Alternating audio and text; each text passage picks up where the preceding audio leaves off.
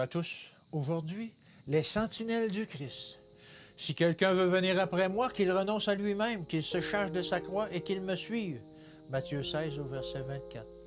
Les appétits et les inclinaisons naturelles réclament insatiablement les plaisirs du monde. Mais ceux qui aiment Jésus amèneront ces appétits à des inclinaisons en harmonie avec sa volonté. Ils ont choisi de se ranger aux côtés du Christ et leur vie doit ressortir en contraste comparé à celle des mondains égoïstes.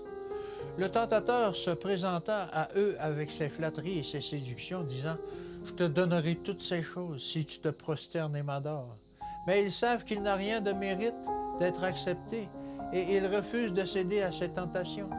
Par la grâce de Dieu, ils sont capables de préserver la pureté de leur idéal.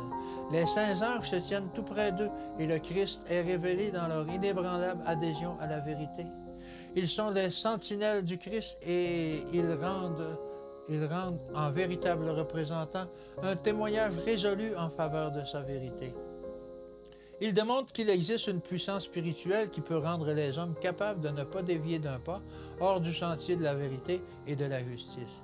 Quels que soient les dons que les hommes puissent offrir, de tels serviteurs où qu'ils se trouvent seront honorés par le ciel, parce qu'ils ont conformé leur vie à la volonté de Dieu, quels que soient les sacrifices qu'ils puissent être appelés à faire. Un semblant de religion n'est pas la religion. Il faut éviter le superficiel. On édifie un caractère chrétien en recevant le Christ et en croyant en lui. À tous ceux qui l'ont reçu, à ceux qui croient en son nom, la parole a donné le pouvoir de devenir enfant de Dieu. Jean 1, verset 12. Le vrai chrétien chérit attentivement la vérité, car il comprend qu'elle est plus précieuse que l'or. Il y a un argument à l'épreuve de tous les assauts de l'ennemi. Seule la vérité de Dieu peut répondre aux besoins de l'âme. Cette vérité doit être enchâssée dans le cœur, devenir partie intégrante de la vie.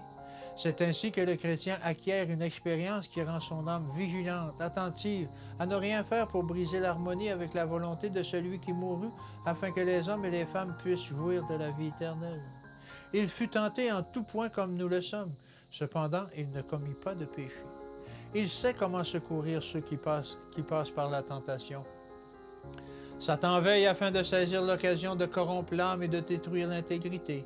Celui qui ne se tient pas sur ses gardes sera attaqué et vaincu. Si nous avons le Christ pour sauveur, notre salut est assuré. Le pardon qu'il a accordé donne le repos et la sécurité à l'âme. Assurons-nous d'être enracinés et fondés dans la foi. Les doctrines de la Bible sont précieuses pour l'âme, car elles renferment les saints principes. Que Dieu vous bénisse et qu'il vous garde. Et à demain.